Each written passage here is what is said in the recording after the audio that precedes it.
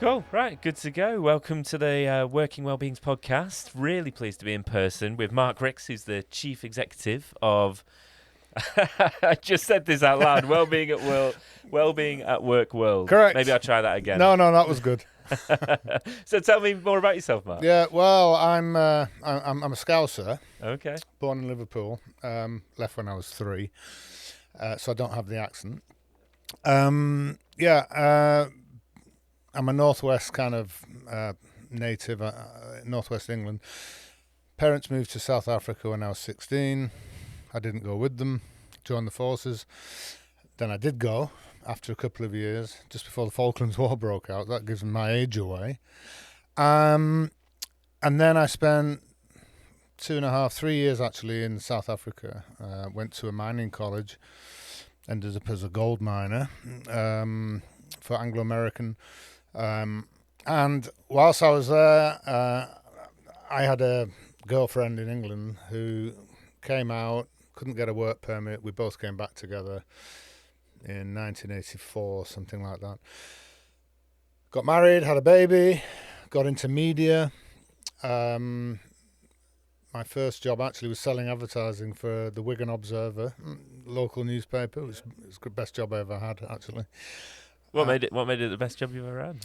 Because newspapers then were strong, Okay. really powerful, and this particular newspaper was part of a big group. So they had the Wigan Evening Post, which was a daily newspaper, and then this weekly newspaper called the Wigan Observer. And my job was to go into the field, if you like. I had a quarter of Wigan, determined by roads, and there were 3 other salespeople who had the other 3 quarters. And basically any business that had its doors open was fair game to advertise I'll try and get them to advertise in the newspaper. And apart from, I think there might have been a little bit of commercial radio then, there was no internet, no mobile phones, nothing like that. And you built up your client base and they advertised weekly and you spent your week servicing them or looking for new business. It was wonderful. Yeah. Fair enough. We had no competition. Right. So that evolved. I did that for a couple of years, and then I went to the Manchester Evening News. I spent a couple of years there. In fact, 5 years. Then I was offered a job in Leeds at the Yorkshire Post, which was my first big management job, I think. And that was great because it was like Yorkshire's national newspaper. It was a bit like the Daily Telegraph for Yorkshire or something like that. And so that was really, really good for a couple of years. Then I got headhunted back to the Manchester Evening News, where I stayed from like 93 to 2008. And I ended up as managing director of the Manchester Evening News. So we had, at the time, it was, again, really powerful. We were selling 300,000 copies a day, 6 days a week, 30p a pop. You can imagine that was a lot of money. Made a lot of money out of job advertising, real estate and motors. And then came the internet, and literally overnight, we lost all this revenue. Wow. These 3 revenue streams disappeared. And that was the same for newspaper companies around the world. And that, if I'm honest, I think that by and large, the management at the time buried their heads a little bit, thinking the internet was not going to do the damage that it did, and therefore the investments in that to transform the business from a traditional publisher to a digital business was lacking. Yeah. And they paid the price. Right.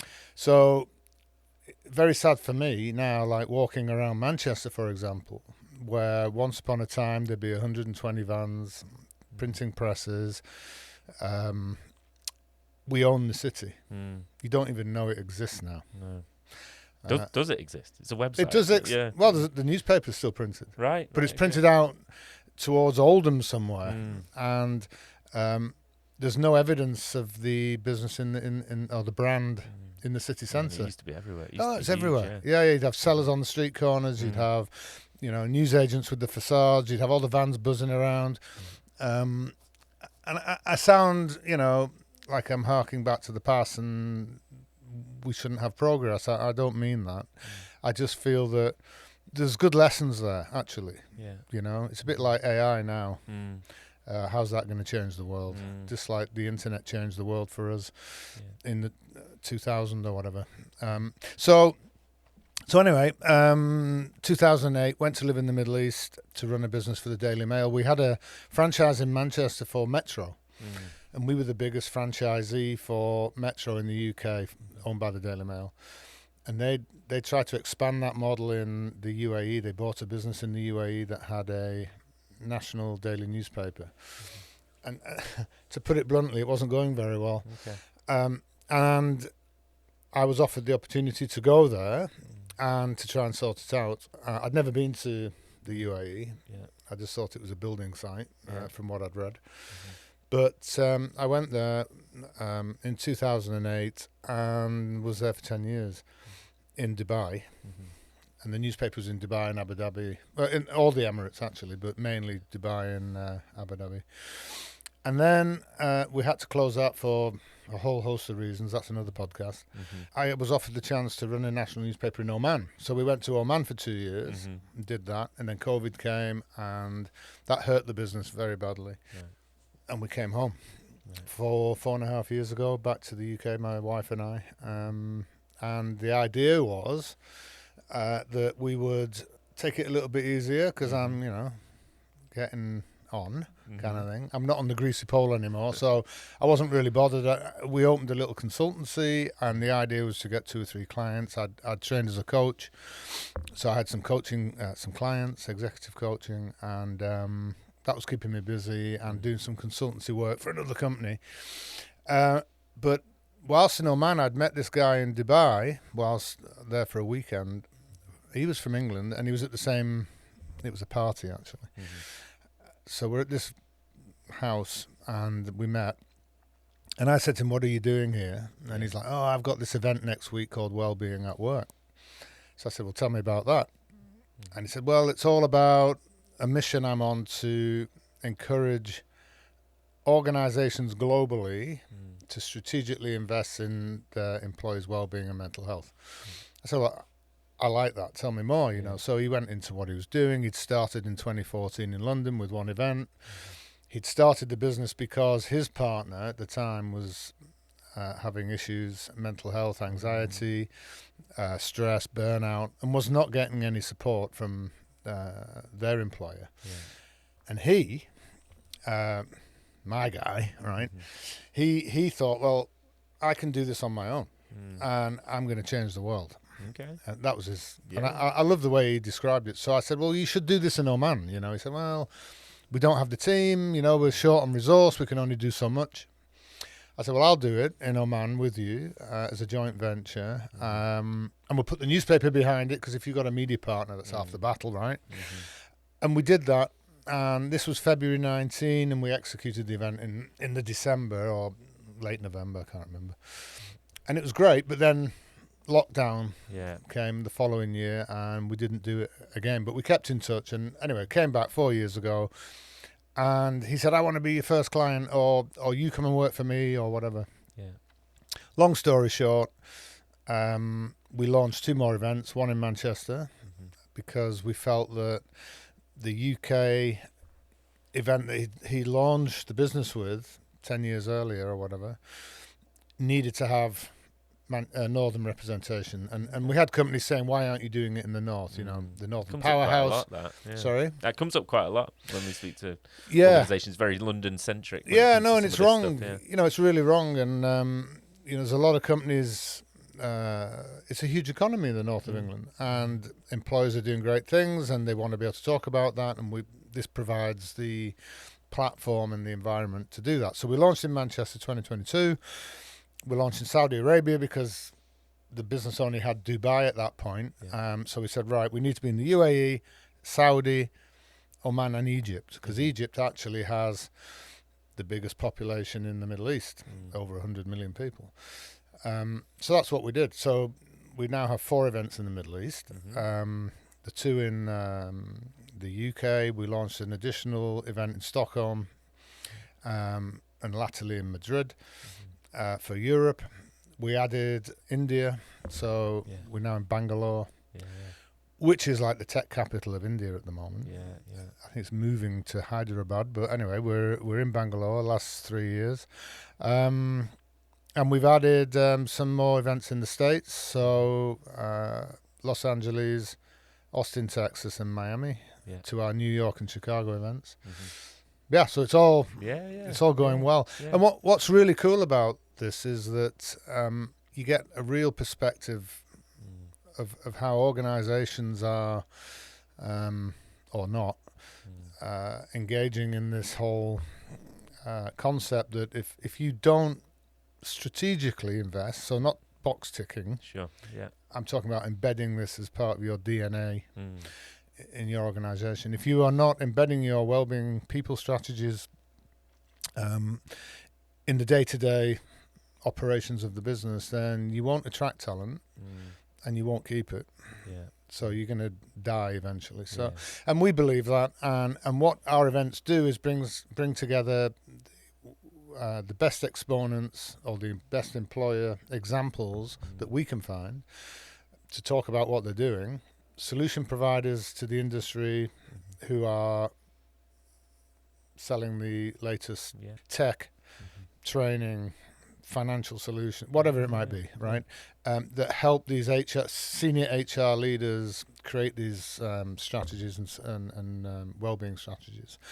And the delegates who come are the C-suite leaders who want to know all about this and be at the front of it. So we're really focused on, I would say, the topics at our events and what people are talking about on stage. Yeah. We're not in the game of hiring a big hall, working out how many square meters there is, and then flogging it to exhibitors. We have to make a profit. We're a for-profit organisation because someone has to pay for the flights and hotels and all that stuff. But our purpose is to make sure that every company on the planet is doing the right thing for their people. Yeah. So that's where we're at. Yeah. That's one hell of a career journey from gold miner to it's a bit weird. to Wellbeing summits. Yeah, it's a bit between. weird. Yeah, it's a bit. Actually, I think some of the lessons I learned in the gold mines, or in the gold mine that I was in, stand like true today. You know, it's we have this whole thing going on at the moment globally that we see, which is about how do you maintain the balance in investment between technology and so AI and HI or human intelligence, because you can't have one without the other anymore. And on the human intelligence side and the emotional intelligence and that kind of thing, even back then in the early 80s in a South African gold mine, you had to talk to your people. You had to treat them with respect. You had to know the names. You had to spend time with them. You had to listen. You had to understand what their problems were. And this is in a high-pressure, dangerous environment. And all those principles are the same. It's not changed. The only thing that's changed, really, is that technology can improve the processes that you have. So AI, they say AI won't replace you. It'll be somebody who understands how to use it. Will replace you. So get with the program kind of thing and see how that technology can improve your efficiency and remove the mundane tasks and all that stuff. So, but the bottom line is, like with our events, robots are not going to run our events. People want to come together. They want to shake hands. They want to sit and look at like we're doing today. Have a coffee, talk. And if there's AI around that makes it an easier process, then fine. But as animals, we want to meet, we want a human connection. And I think that's what sustains our summits. Yes. Because that's exactly what they're about. Yeah, I got you. Can I ask you about the paradox then? So if those fundamentals were as true many years ago in a gold mine as they are today, and awareness has increased, right? So I'm assuming that it's easier to get people to a summit now than it might have been even 5 years ago, certainly 20 years ago. Maybe? You'd think so. Okay. But I think the demands on people's time now, and that AI, another paradox with AI is that more and more is put onto you because you It can be more intensifies efficient. work. Yeah, Yes. yeah, Yeah. exactly. Mm-hmm. So that ability to say, well, you know what, I'm going to take a day out Mm. and go to the Wellbeing at Work Summit in Manchester Yeah. and sit there and listen to these employers talking about their wonderful strategies is a lot harder now maybe than it was to make that decision or to get that support to do that. Yeah. For either yourself as a senior leader to make that decision or to take your team out. Yeah. So that's where the pressure comes for us to be innovative in terms of who we have on the stage, what the format of our events is. Are we repeating the same old thing at each summit? Yeah. We have to be very, very careful because that agenda has to excite somebody who's thinking of coming. It has to be like, I can't afford to miss Can't that. miss it. Yeah. Yeah, I've got to go, Yeah. you know. And we do see a lot of repeat loyal, I would call them, patrons. And that's because we do that. And the way we do that is we have what we call our Global Advisory Board, which you can see on our website. If you go on the homepage, there's Global Advisory Board there. And there's around 40 people from around the world who are experts in their own field, working for international brands, a lot of them. Very senior people who tell us what keeps them awake at night. Yeah. And those are the things that shape our agendas. They don't tell us what to talk about or how to do, what we should be doing at the events. Yeah. But it guides our thinking as well as our own research, our own conversations. Yeah. And so it keeps us at the forefront, I guess. Yeah, I got you. And then you have to take into account local cultures, religion. Yeah. What stage is that country at in terms of its economies? I want to ask you about that. Actually. Yeah. Well, so there's two things in there. I definitely want to ask you about whether you've seen that agenda change. I'm assuming you have seen that agenda change, and what's new, and is anything come back around? And then the other question, which we talked about previously, which I think would be really interesting, is how you see that differ across the world. Are there different stages of maturity? Or? Yeah, I think so.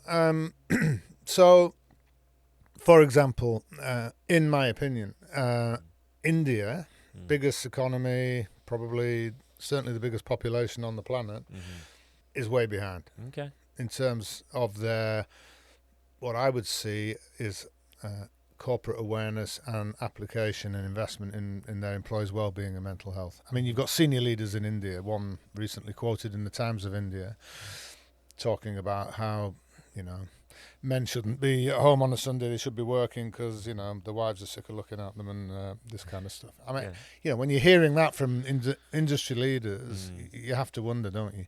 So, and I think there's a lot of wonderful stuff going on, by the way. Yeah. A lot of organisations doing great things. And we have them at our events speaking. But even they would say there's a long way to go in India. So, whilst you might think they'd be charging ahead, maybe not. Okay. Then you go to somewhere like Australia, they're very in tune. Very forefront, very... Well, they've legislated a fair bit of this. Yeah, absolutely. Very engaged. Some wonderful... we have great events there in Sydney and Melbourne. And we're adding Brisbane as well in November this year. So Australia is pioneering, I would say. And then what's interesting is if you look at somewhere like the UAE...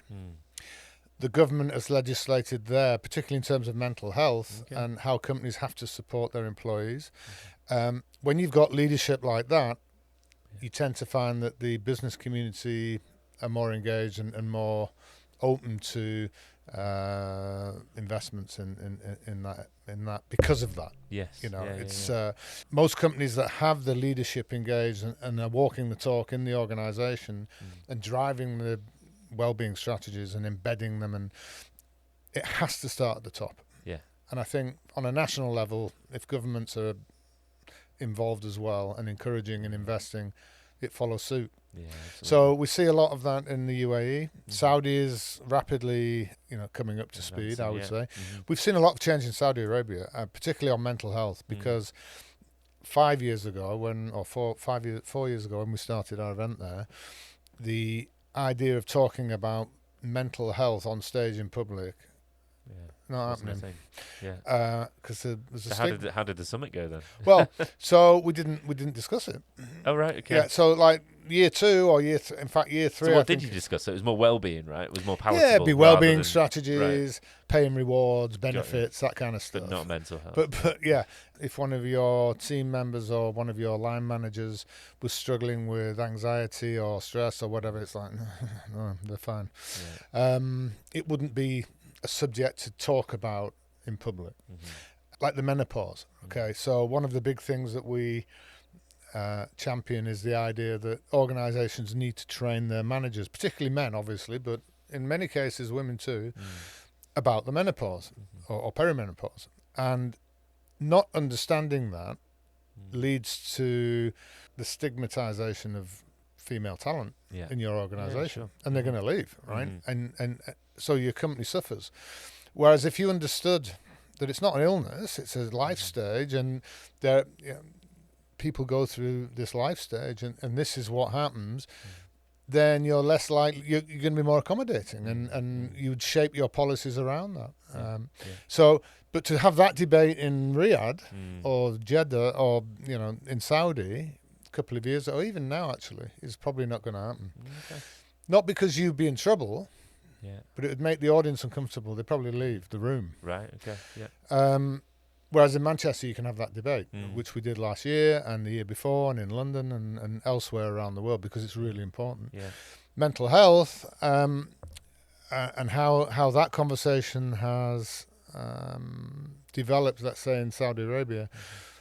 So 2 years ago, one of the speakers who agreed to come to the event was a lady who was leading what's called the National Infrastructure Fund. Her name was Khaloud Al-Ghafali, I remember vividly, because I interviewed her on stage. Okay. And basically, 2 weeks before the event, I had a meeting with her to discuss what we're going to talk about, the questions, that kind of stuff. So I'm she had a budget of $700 billion US. Wow. I mean, it's nuts. Yeah. Right? She's building islands and whatever. So, and a staff of like 200, I think, at the time. So I said to her, right, can we talk about these projects and that project? And she went, whoa. Mark said, all I want to talk about really is the diagnosis of my son with autism when he was 6. Okay. I'm like, oh, wow, this is good. Yeah. Why?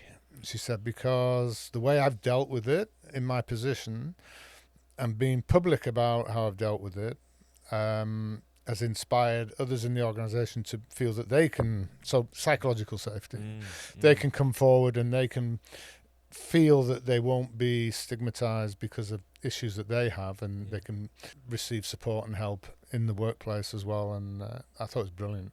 So that's what we did, and it just was amazing. To be doing that in Saudi when all the media and everything you would read is that you couldn't do that.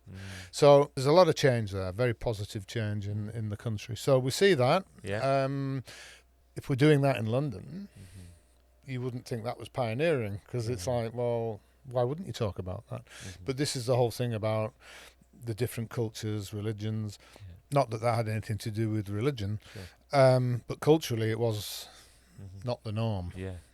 So it's opening up, and organisations are really getting on board. And the Saudi government are very, very big in terms of understanding that employee well-being, mental health, and doing the right thing to create thriving workplaces in line with their 2030 vision for the country is imperative. If you're not doing these things, it's going to hurt the economy in the long run. Then you look at the top companies around the world on any stock market and look at their investment in their people, and it will be those that are investing the most and strategically that are doing the performing the best. So that link is not a coincidence. No. Yeah, although sometimes it doesn't feel like organisations still get it. No, absolutely. Like I said, that's where some of my frustration comes from, is that the awareness has certainly improved or increased, and you talk about these. We can talk about essentially whatever we want in the UK related to this sort of subject, but some of the metrics are moving in the wrong direction, right? You see a rise in anxiety and depression and workplace stress and all the rest of it. So it's almost like there's a gap, there's a mismatch between the awareness rising, but It'd be interesting to see where an economy like Saudi Arabia takes that, Yeah. because Yeah. maybe I'm wrong, but it feels like if they decide that they're going to do something, they'll do it. Whereas They will do it. Are they ticking boxes? Are they ticking the well-being box right now? Yeah. Some companies will be, for sure. Yeah. We should actually also recognise that there's big companies and there's smaller companies. So if nine out of 10 companies employ less than 50 people, that's a huge number of organisations making up the GDP of that economy. So what are they all doing for their people, right? As opposed to the Aramcos or the other big players. If we're talking about Saudi Arabia, but if you look at Aramco, I think the fifth biggest company in the world by revenue, biggest oil company, 250,000 employees around the world. They have a huge investments in well-being. And not just in their employees, but their contractors. In fact, you wouldn't get to be a contractor or a supplier to that organisation if you didn't meet their exacting standards in terms of your own well-being and people strategies. So that's good to see. Because that's setting an example for the rest of the economy and the rest of the country. And I have seen it. My brother's a lawyer in Riyadh, so he's been there 8 years, and he works for an international tech company. So I've been there and I've seen it. It is changing rapidly, and for the better, I think. It's an interesting one with the smaller companies. It'd be interesting. I'm not aware of any studies that you're spot on in terms of the vast majority of people work for smaller rather than large companies, right? And many, I guess, all the economies in the world, and then it comes down to, is the individual manager, person in charge, interested in this stuff or in people or not? Yeah, well, look, we have this vision that I mentioned at the beginning, which is lofty. But that's our vision. That's what keeps us. That's what sustains what we're doing. Is to create this environment where this whole message can be amplified and perpetuated.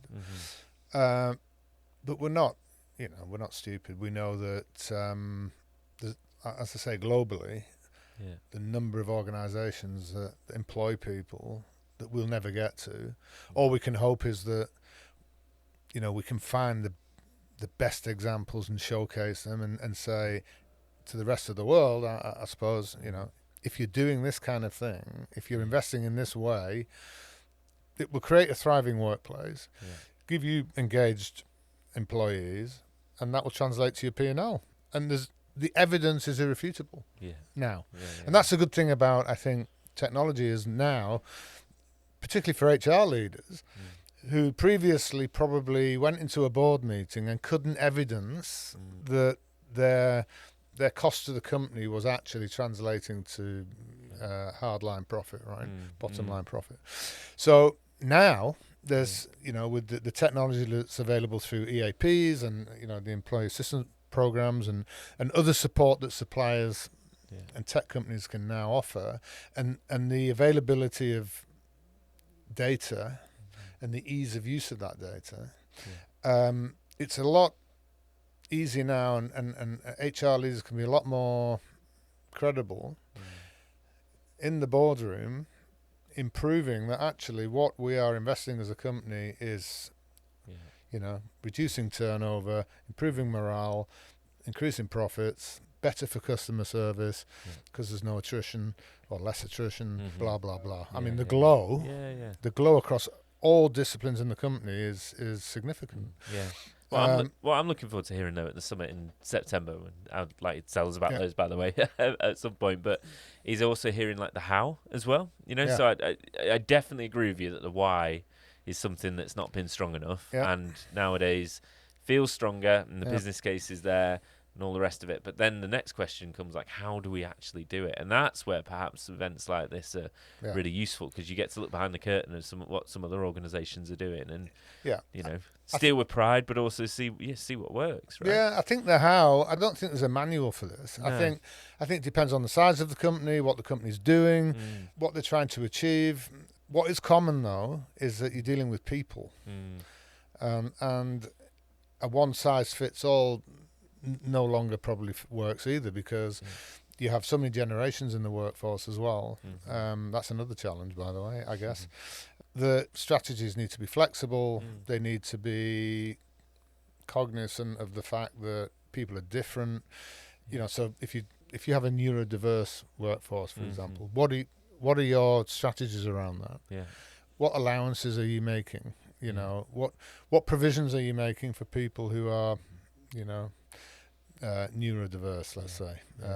That's a whole huge subject really is, that we have a lot of focus on at the events, for example. But yeah, it's that kind of thing. It's about people. It really is. One thing we always say is that we get asked, "Oh, well, where do we start?" You know, smaller companies. We say, "Well, you need to start by listening." Yeah. Properly listening. So if you train your managers as coaches, for example, you'll train them to listen, actively listen, and be able to interpret what their teams are saying to them. Because people leave people; they don't leave the company; they leave the manager. You know, a bad boss are going to leave a bad boss. Yeah. And that listening, I think, is spot on, because I see a lot of leaders within organisations, whether that's frontline managers, whether that's people in charge of the whole operation, feeling like they need to sit in a dark room and work it all out themselves, and then spring it on the workforce, and then they're surprised when it doesn't work, and exactly. It's not well received, and it's because they've not started by looking at the potential problem, right, and listening to people first. They're almost doing it the wrong way around. But really listening to them. Yeah. That's the point. Yeah. You can listen. There's listening and listening, isn't there? You pretend to listen, but, you know, are you actually really hearing what this person's saying or not saying? Yeah, you know? very true. And I think coaching training gives you that ability or that skill. Yeah.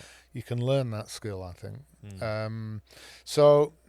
But yeah, you know, organisations are different. An advertising agency to a factory that's producing, you know, stuff on a production line, it will have to be a different application of a people strategy, because, you know, those people have to be there manning that machine, you know, for so many hours a day, blah, blah, blah. But how do you create a thriving shop floor in that environment?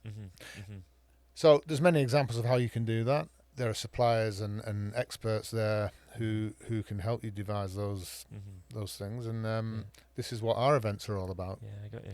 Creating that marketplace, that ecosystem where everyone can help each other. Yeah. So we have this global community, and where we can't offer any expertise, we bring in our partners who can, or recommend them, and we're always connecting people in the hope that, you know, that can help fill gaps for leaders that are trying to create world-class workplaces. Basically. Yeah, I'm with you.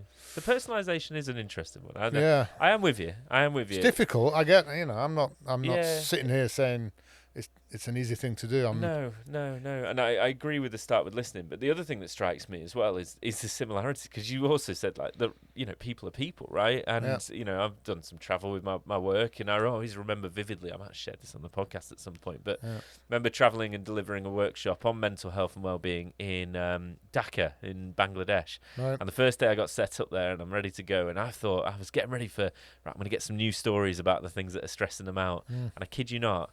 They moaned about the parking for the first half hour, and I was like, I could just be in Manchester listening to this. Now, don't get me wrong, there were differences that came out over the course of the day, but then there are these similarities, right? You know, everyone hates being stuck in traffic, you know, and not being able to park their car in it. So we have these similarities, workload. You know, you talked about the relationship with your manager. That's a fundamental thing that affects people all around the globe. So it totally is. We know what these things are. Yeah. We need to connect people and work out better ways of doing it, right? Yeah, and a good start there is making sure team leaders, managers, line managers are trained to listen. However that is done, through coaching or whatever else it might be. Yeah. So we're big fans of that, I guess. It's a great environment to work in. What we're doing, because generally you're working with nice people. You know that. You'd hope that HR leaders are trying to do good things for their people. So should be a nice person, really. Yeah. I'm trying to think if I've met any horrible HR No, people. Maybe. Yeah, I'm sure No, there I'm might with be you. one. There might be one or two. Yeah, There's a moral obligation there, isn't it? It's not just the business case. It's not just the legal obligation. It's because they truly believe it's the right thing to do. it's the right thing to do. They're very skilled people now, and what was once seen as maybe, oh, that's HR's problem, or it's a bit fluffy, and that's over there, and we'll have a bowl of fruit and a pool table and some beanbags in that room, and maybe give people an hour off on a Friday. All that stuff that was once probably seen as a well-being strategy, right? And all those things are great, but I think well-being, to claim you have well-being in your organisation, there's a whole facet. There's many facets. Of what actually contributes to that, to be able to claim that. Yeah, absolutely. Don't take the fruit away. No. And what are those pillars of well-being? There's a number of pillars, so you have to consider them all, and again, it has to be flexible, and it's people are individuals. Yeah. So tell me about September. So we're excited. We're taking the podcast on the road. We've been invited to be there. Yeah, it's great to run the podcast while we're there, which we're looking forward to. It looks like you've got an amazing list of speakers on the agenda and from big employers. Yeah, we've got great speakers. Many topics. A lot of things we've just talked about, in fact. And we're at Chicago Booth University in London for the second year running on September the 15th. So that'll be a great day. We've got free workshops hosted by our commercial partners who are demonstrating, the latest technology and services available to help you with your people strategy. Same in Manchester. 2 days later, right? 2 days 17th. later, yeah. Thursday the 17th in the Manchester Metropolitan University Business School, hosting us there. And again, great speakers. It's always slightly different, It's not cut and paste. We don't do that. So we will have a different agenda, different speakers. The themes and topics that we talk about will be similar, I would imagine, because the UK has its commonalities and challenges. What's relevant at the moment. And what's relevant at the moment. So great opportunity to network with your peers, meet new people. Very senior audience. One thing we do, Matt, is that we are rigorous in ensuring that our attendees are meeting the profile of C-suite, HR leaders, or business owners. We're agnostic about the industries, because it doesn't matter. No. If you employ people, then this is relevant, and public or private sector. And we will have people from academia presenting new research. In fact, we do have a professor from Manchester Metropolitan University presenting in Manchester. So looking forward to that. Great day, good fun, and I pick the menu, so the food's always nice. What's the session about bees? Do you know about that? Yeah, that's that one caught my eye. Buckley's Bees. I can't tell you too much about that, but that's actually going to be a hosted workshop. Got you. They're free. So what we do in the events, normally we stop the event for an hour, and all delegates will have pre-registered to go into one of 5 or 6 workshops, different subjects. And Buckley's Bees is one of our valued partners who will be hosting a workshop in Manchester. And obviously, you can imagine from the title that this is all about teamwork, industry, innovation, everything you find in a beehive. You couldn't have come to Manchester without some sort of bee reference at some point. There you go. Yeah. In fact, I was showing an American round, one of our colleagues actually who was over. I said, I'm going to walk you around Manchester, and it's the best city in the world, after Liverpool. And and I was showing where all the bees, all the bee references, the big bee models are everywhere, and on the dustbins, and very, very proud of the industrial heritage and the link to all the attributes that a bee has. You can apply to workers in Manchester. So Nice one. Buckley's bees are very welcome here. Yeah. So I guess to find a couple of questions. What does the future look like for these summits? What would best case scenario? What would you love to do? It sounds like you've got quite a lot of events. Yeah, we've got 22 world, events in 14 countries now, and we have just read research that would suggest that, and this is research that's been done with global event organisers, funnily enough, right? Not necessarily in our sector. And what seems to be happening is a shift from these big expos to more intimate conference style events like ours. So typically we'd have 150 to 250, depending on the summit and where we are, maybe 300 attendees at our events. And one of the reasons is that the market's moving towards these smaller events because they're more intimate, and companies want to be able to demonstrate very quickly return on their investment when they sponsor or get involved in an exhibition or an expo or a summit like ours. What we're able to do because we're smaller is really give a lot of personal attention to our partners and make sure they're meeting the right people at the events, because they're there to do business at the end of the day, right? And if they're paying to play, that has to work. And we're able to make sure that works. And just having people walking past your stand in a hall in the hope that they'll be the right profile or the right potential customer is less and less appealing, I think. And so companies are looking for more efficient ways to meet their potential clients, and they enjoy this intimate experience and being part of a community like the one that we've grown over the last 12 years. So to answer your question, we see the event business shrinking into a more efficient, intimate experience. Okay. That's a good answer. Anna? Sorry, go on. Yeah.